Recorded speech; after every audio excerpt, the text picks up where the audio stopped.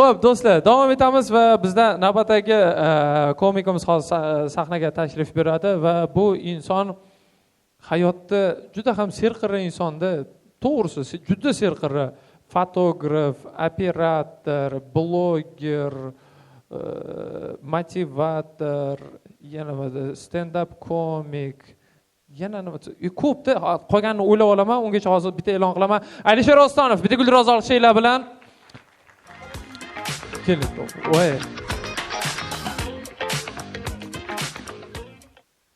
Hammaga salom. Meni ismim Alisher. Chunki Alisher Navoiy tug'ilgan kunda tug'ilganman. Lekin Alisher Navoiyda mashhur emasman. Bilmadim nimaga, balkim sheni o'rniga W'ni ishlatgandir. Da. Men ham sizlarga o'xshab talaba bo'lganman, dinozavrlar davrlarida. O'sha talabalik davrda misol uchun o'zingizni kursdoshingizni agar sevsangiz, ana shu eng ishonchli sevgi bo'lar ekanda. Nimagaki kisangizda 1 so'm pulingiz bo'lmasa ham unga maqtana olmaysiz-ku, haligi meni mashinalarim bor, pulim ko'p deb ayta olmaysiz, chunki sizni ikkinchi karishokka qolib yurganingizni ham biladi, kisangizda 1 so'm pulingiz yo'qligini ham biladi u. Undan tashqari haligi stipendiyasiga tushmasligini ham biladi-da u. Eng qizig'i, agar unga yigit qizga qarab, "Men bugun seni pizzaga olib boraman, biron joyda borib pizza yeymiz" deb aytsa, u qiz boradi-da baribir. Biladi, u qizi o'zi to'laydi. Chunki buni puli yo'q-da, buni o'zi to'laydi-da borib. Bola ham shustri bo'ladi, что oldida haligi parod bo'lib qolmaslik uchun aytadiki, "Davay" deydi, "Chingalchik o'ynaymiz" deydi. Agar deydi kim deydi qolsa deydi, o'sha to'laydi. Endi qorin shunchalik och qolib ketganda, u bechora bir haftada bir marta uydagilar pul yuboradi, uni yeydi, shuncha payt och yuradi-da u. Keyin haligi chingalchik o'ynagan payti u tochna yutadi-da, sababi u qo'lini reaksiyasiga qarab shunchalar medlenni ko'radi, nimani tashlashini, bu shuni yutadi keyin. U qiz biladi o'zi, что baribir qoladi o'zi pulga yeb ichib ketishini. Da. Men ham talaba bo'lgan paytim bayramlarda shunday bo'lardi-da. Misol uchun bironta bayram yoki bir tug'ilgan kun bo'layotgan bo'lsa, pastga shunday tushamizda, bu yotoqxonamiz pastda magazin bo'lardi, u faqat studentlar uchun ishlaydi. Shunday kiramizda, bir kuni shunday kirdimda, ikkita buxonka bilan bitta 5 litrlik suv bering dedim. Menga qarab turdi-da, "Ya tug'ilgan kun bo'lyaptimi?" "Ha, aka, tug'ilgan kun bo'lyapti. Ha, manmasa bitta buxonka qo'shib 3 ta olib borasan. Ko'pdir balki." Men 3 ta buxonkani oldimda shunday xonaga kirdim. Bitta jo'ram shunday ko'rdi, "Bugun tug'ilgan kun ekan" dedi. "Men dedi, buni olib kelaman, men buni olib kelaman" dedi. Faqatgina makaron bilan sigaret, keyin bitta piyo bor edi. Boshqa hech narsa yo'q edi-da u. Shunday qilib tug'ilgan kunlar mana shunday o'tib ketgan. Eng qizig'i, men 4 yil institutda o'qigan bo'lsam, texnologiya fakultetida o'qiganman. Sizlar o'ylaysizlar, texnologiya fakulteti juda zo'r fakultet, yo'q. Texnologiya u mahsulotlar qayta ishlash texnologiyasi. Men 4 yil institutni bitirdimda, zo'r ishda ishlayapman hozir. Men oliy ma'lumotli videochiman. To'ylar syomka qilaman. Da, to'ylar syomka qilish oson emas. Men nima deb o'ylaysizlar? Masalan, kelin kuyovga hamma baxt tilaydi-da, u faqat to'y kuni to'lin aytadi, "Baxtli bo'linglar, qo'sha qaringlar" deb aytadi-da. Eng ko'p baxt tilaydigan odam bu videochilar bo'ladi. Chunki to'y kuni pulini olmaydi ular.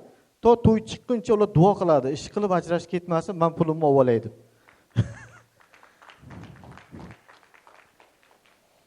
Eng qizig'i menda shunaqa voqea bo'ldi bir kuni.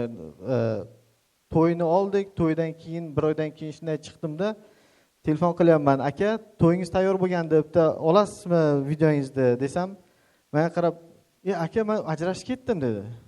"Puli-chi?" desam, "Endi ikkinchi safar uylangan paytim ikkalasini bitta qilib beraman" dedi. Endi nima deyishni bilmayman. "Xo'p" dedim, boshqa nima deyman? Men o'ylaymanki, men bu hozirgi hayotimdan tashqari oldingi hayotimda ham men taxminan videochi bo'lganman-da. Misol uchun 1800-yillar, u paytda kameralar bo'lmagan.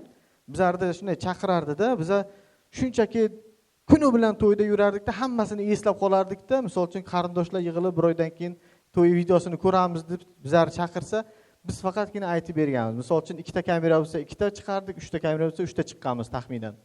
Agar orada haligi videolarda bijir-bijir bo'ladigan joylar bo'ladi-ku, ovozlar qolib ketgan masalan.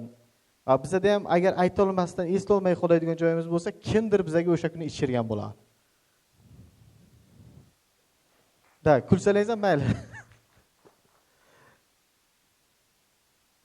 Keyin kimni qalin jo'rasi bor? Hech chiqmayotgan bir darmayet jo'rasi bo'lar-ku. Bor-a? Shu bizda ham bo'lganda, bu qalin jo'ra har doim o'sha oqshomga qarab, kechga tomon hammasi topilib chiqib keladi-da, telefon qiladi, qaydasan? Bizda 4 ta jo'ramiz, to'rtalamiz ko'rishamizda hech narsa qilmasdan prosta darmetga o'xshab o'tiramiz-da. Kimdir narsasini muhokama qilib, masalan, hali Elon Musk, misol uchun Mark Zuckerberg, ularda maqsadi bor-da hayotdan. Ammo jo'ralarimning maqsadi ham yo'q-da. Shunchalik bemaqsadki, hatto bu ko'rgan bo'lsangiz pingvin chiqdi, haligi tog'larda oshib, kim qayerlarga borib keldi. O'sha pingvinda maqsad bo'lgan, u men jo'ralarimda maqsad yo'q. Bizlar ularning birdan-bir maqsadi bor ularni. Ular 5 so'm taylab bitta kola bilan semichka olib chaqib gurung qiladi-da, kimdir g'iybatini. Eng qizig'i, bitta jo'ramni tashlab ketgan sevgilisini eslab 4 kishi sog'inib o'tiramiz. Ikkinchi jo'ramni krediti bor, kreditini to'lolmayapti, uni eshitib siqilamiz birgalashib. Keyin bittasi Adnexbetda yutqizib qo'ygan pulini, uni eshitib siqilib o'tiramiz. Xullas, ular borligi ham yaxshi bir tarafdan. Sababi sizni har doim muvaffaqiyatdan, katta pul kelishdan saqlab turadi-da u. Mana shunaqa bolalar borligi ham yaxshi, bir tarafdan mana shu omadingiz kelishini taqiqlab turadi. Men hozir o'ylayapman, hozir 3-4 kundan beri menga jo'ram chiqmayapti. Shu bitta palakat bo'lib, shu meni ham aralashtirib qo'ymasa bo'ldi deb turibman-da. Hammaga rahmat. Chiqishimiz sal kulgilmasroq bo'lgan bo'lsa, e'tibor bermaysizlar. Bu safargi zo'r chiqamiz. Rahmat. Mr. Ostonov, endi siz aka Massagetlar davrida tug'ilgansiz, bu yerda yosh vaqtlarga nimani bunaqa narsalarni aytib berganingizdan keyin endi to'g'ri tushunadi bular ham. Xavotir olmang. Lekin aka, men sizni maqsadlaringizni bilaman. Ana darmay jo'ralaringiz bilan yuraversangiz, mahalladan chetga chiqmaysiz. Lekin siz samolyot olish maqsadingiz bor bu yoqda hali.